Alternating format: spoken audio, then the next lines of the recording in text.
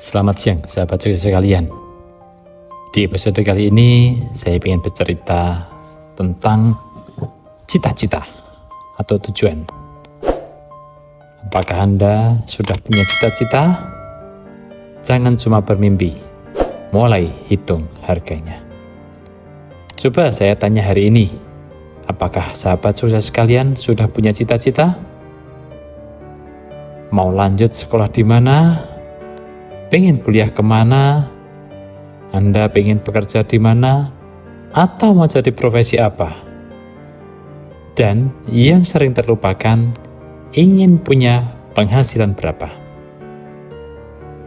Pertanyaan-pertanyaan itu kelihatannya sederhana, tetapi sebenarnya sangat menentukan arah hidup kita beberapa tahun ke depan.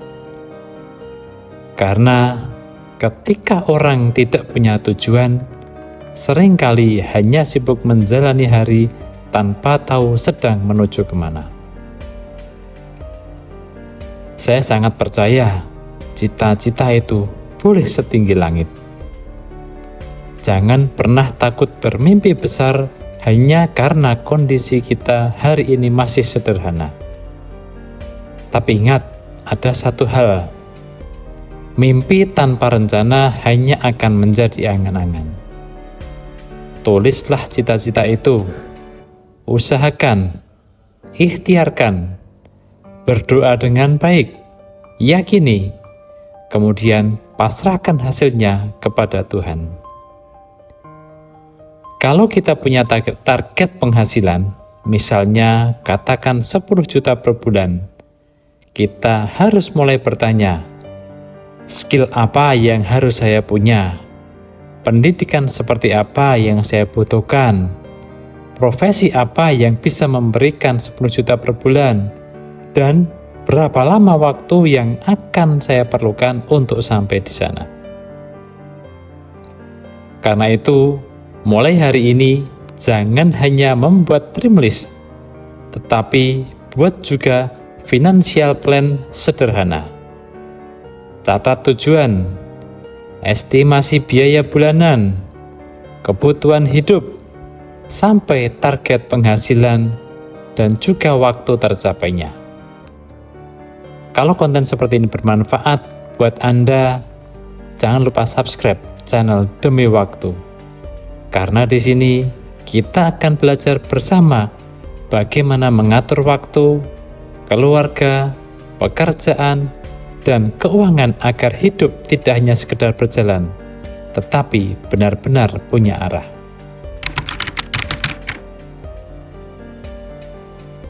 Saya pernah membayangkan seorang anak yang duduk bersama orang tuanya di ruang tamu. Sang ayah bertanya, "Nak, nanti mau jadi apa kalau sudah besar?"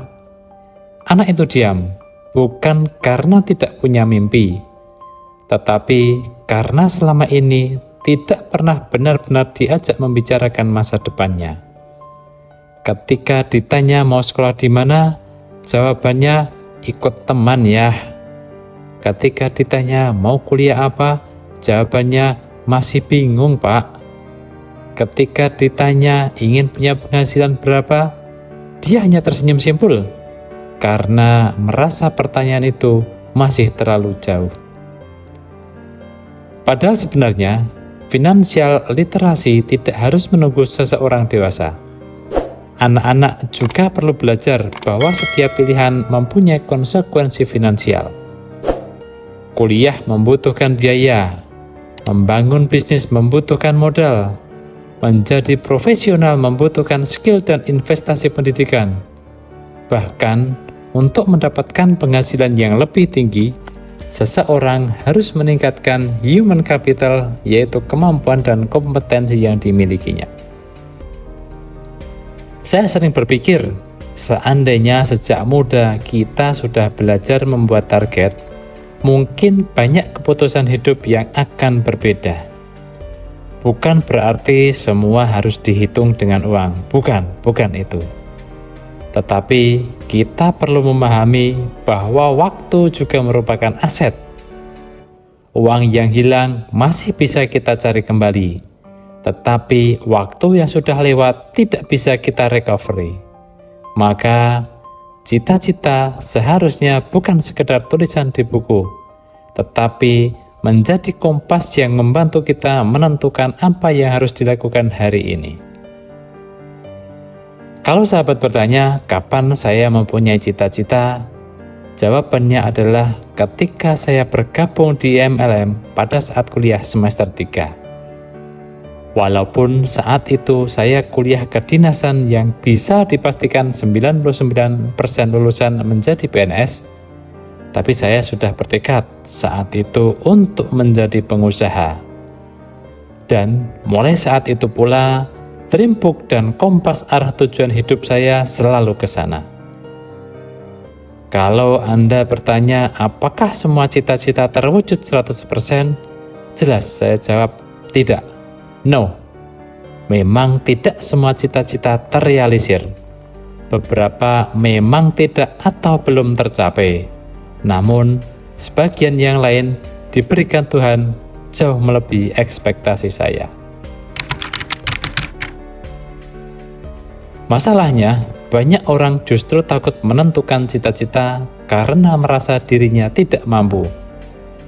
Saya anak biasa, orang tua saya tidak punya banyak uang dan dari keluarga biasa saja. Saya tidak punya koneksi. Kalimat seperti ini sering menjadi batas sebelum kita benar-benar mencoba. Padahal kita tidak pernah tahu kemampuan kita sebelum memberikan kesempatan kepada diri sendiri untuk belajar dan berusaha. Kalau ingin kuliah tetapi biaya menjadi masalah, coba cari informasi beasiswa. Bisa juga menjadi part-timer usaha agar bisa membiayai kuliah. Kalau ingin menjadi pengusaha tetapi modal terbatas, mulailah dari bisnis kecil. Bergaul dengan pengusaha yang lebih besar. Kalau ingin mempunyai penghasilan besar, mulai tingkatkan income skill. Belajar menjual, berkomunikasi, menggunakan teknologi, belajar membuat konten, mengelola bisnis, atau keahlian lain yang mempunyai nilai ekonomi lebih tinggi. Jangan langsung mengejar gaya hidup seketika penghasilan meningkat. Bangun dulu cash flow, kemudian sisihkan untuk tabungan dan investasi. Disinilah saya ingin mengajak kita melihat cita-cita dengan cara yang berbeda. Cita-cita bukan hanya tentang pekerjaan apa yang ingin kita dapatkan, tetapi kehidupan seperti apa yang ingin kita bangun. Kalau ingin menjadi dokter misalnya, bukan hanya gelar yang dikejar. Ada proses pendidikan, pengorbanan waktu, biaya, dan tanggung jawab di dalamnya.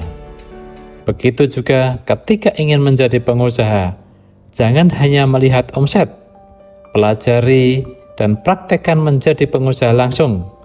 Pelajari mengelola arus kas, profit margin, aset, liabilities, dan resiko.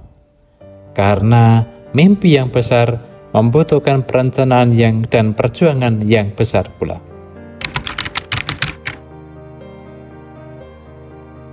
Dan sekarang plot twistnya, kadang masalah kita bukan tidak punya cita-cita, tetapi cita-cita kita bukan benar-benar milik kita. Kita ingin pekerjaan tertentu karena dianggap keren, ingin kuliah di tempat tertentu karena teman-teman di sana, ingin penghasilan besar karena melihat kehidupan orang lain di media sosial terlihat enak, bahkan membeli sesuatu bukan karena membutuhkan, tetapi karena dianggap takut tertinggal. Akibatnya, kita bisa terjebak dalam lifestyle inflation. Penghasilan naik, tetapi pengeluaran juga ikut naik. Gaji bertambah, cicilan juga bertambah. Barang semakin banyak, tetapi ketenangan hidup justru berkurang. Padahal tujuan finansial yang sehat bukan sekedar terlihat kaya, melainkan memiliki financial security atau kebebasan untuk mengambil keputusan hidup tanpa terus-menerus dikejar utang. Jadi, coba tanyakan kepada diri sendiri. Kalau tidak ada yang melihat saya, sebenarnya saya ingin menjadi apa? Kalau tidak perlu membuktikan apapun kepada orang lain, kehidupan seperti apa yang ingin saya bangun? Mungkin jawabannya akan berbeda. Dan tidak apa-apa, karena hidup bukan perlombaan siapa yang paling cepat terlihat sukses.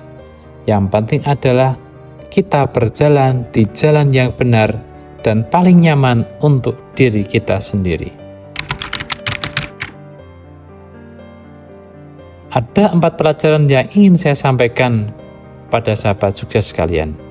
Yang pertama, tuliskan cita-cita Anda. Jangan hanya disimpan di kepala.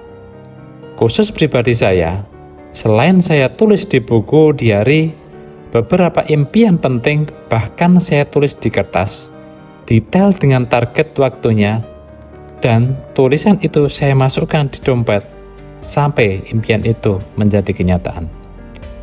Yang kedua, buatlah rencana. Bagaimana mencapai tujuan dan cita-cita Anda tersebut? Pecah cita-cita besar menjadi target tahunan, bulanan, bahkan harian, agar menjadi semakin ringan. Yang ketiga, tingkatkan human capital, karena skill, pengetahuan, pengalaman, dan karakter adalah aset yang bisa meningkatkan nilai diri kita. Orang bilang, investasi leher ke atas atau otak dan pikiran kita itu adalah investasi terbaik. Dan yang keempat, bangun fondasi finansial yang kuat. Belajarlah mengatur cash flow, menyiapkan dana darurat, menghindari utang konsumtif, suka menabung, dan ketika sudah siap, mulailah berinvestasi sesuai kemampuan dan resikonya. Kenali semua kendaraan investasi yang paling cocok dengan pribadi Anda. Galilah informasi, investasi yang bisa memberikan return dan compounding untuk jangka panjang. Saya selalu suka dengan kalimat ini. Gantungkan cita-citamu setinggi langit. Kalaupun jatuh, setidaknya kamu masih berada di atas awan. Menurut saya, maknanya bukan supaya kita bermimpi tanpa batas dan berharap semuanya terjadi dengan sendirinya, tetapi supaya kita tidak mengecilkan mimpi hanya karena melihat keterbatasan saat ini. Tulis, usahakan, ikhtiarkan, perjuangkan, doa, yakin, dan pasrahkan kepada Tuhan. Sebab kita tidak pernah tahu pintu mana yang akan terbuka setelah kita berani mengetuknya. Dan akhirnya saya ingin bertanya kepada Anda, sudahkah Anda menuliskan cita-cita Anda? Bukan hanya ingin sukses, tetapi sukses yang seperti apa? Kapan ingin mencapainya? Dan apa yang Anda lakukan mulai hari ini? Tulis jawaban Anda di kolom komentar. Siapa tahu tulisan sederhana itu menjadi pengingat Anda beberapa tahun dari sekarang. Subscribe demi waktu, karena di sini kita tidak hanya membicarakan tentang uang, tetapi bagaimana menggunakan waktu, keluarga, dan kesempatan untuk membangun kehidupan yang lebih berarti. Karena waktu terus berjalan. Pertanyaannya, kita sedang berjalan menuju kemana? Ikan hiu makan tomat. Cukup sekian dan terus semangat. Salam demi waktu.